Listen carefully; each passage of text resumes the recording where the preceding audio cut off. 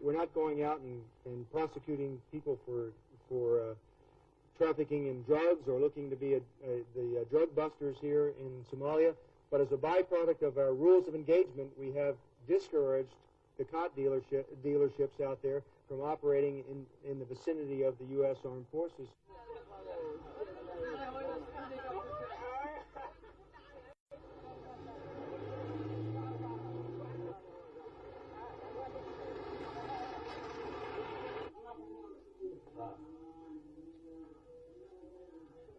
For me, that's better.